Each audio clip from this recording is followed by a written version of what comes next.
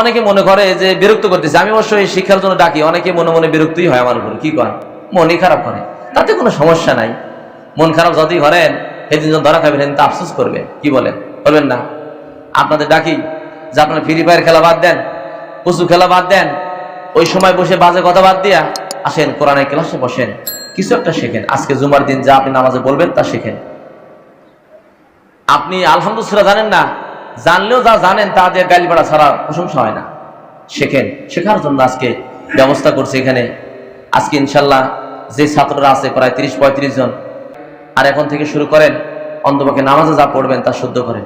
নামাজে যা পড়েন তা যদি এখনো শোনেন, কাল থেকে নামাজে আসবেন না। বলি এত সমস্যাতে নামাজ পড়া বাদ দিয়ে, নামাজ না বললেন তা আরো মরলেন, অনেক সমস্যা। এই জন্য এটা সমাধান করার জন্য আসেন, কোরআনের পাশে বসি, কোরআন শিখি, কোরআন বুঝি, কোরআনে ব্যাখ্যা পড়ি। এখান থেকে আমরা জ্ঞান অর্জন করি, জ্ঞান অর্জনের বিকল্প নাই। আল্লাহ বলছেন, যিনি জানে আর যিনি জানে না, আকাশ আর জমিন পার্থক্য তার ভিতরে, যিনি জানে আর যিনি জানে না। সম্মানিত হাজরিন, এই জন্য আমরা মসজিদের কমিটি যারা আছি, খালি যদি মসজিদের কমিটি সেদিন ডাকে, মসজিদ কমিটি কারা আছেন নাম দিয়ে খাড়া হইলেন, বললে আপনার নামাজ কালাম নাই, চলবে? আল্লাহ বুঝে ছিল তো বড় নাই 18 নম্বর আয়াত, যে মসজিদের রক্ষণাবেক্ষণ করে সে 5 ওয়াক্ত নামাজ যেতে হবে। মসজিদের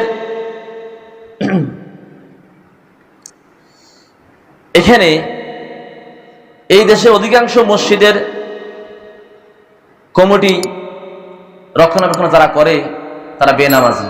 আল্লাহ নির্দিষ্ট সূরা তওবার মধ্যে বলা হয়েছে, 18 নম্বর আয়াতে বলা হচ্ছে, মসজিদের রক্ষণাবেক্ষণকারী কারা হবে? যারা হচ্ছে 5 ওয়াক্ত নামাজি।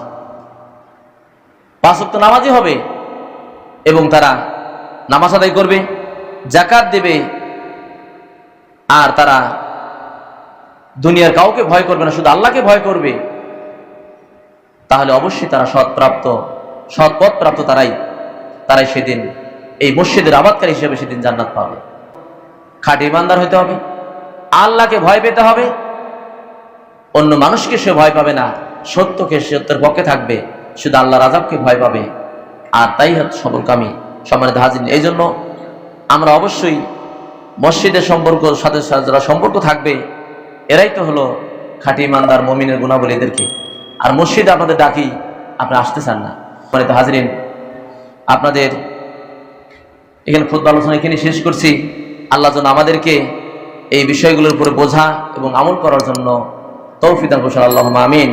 আসসালামু আলাইকুম ওয়া রাহমাতুল্লাহি ওয়া বারাকাতুহু।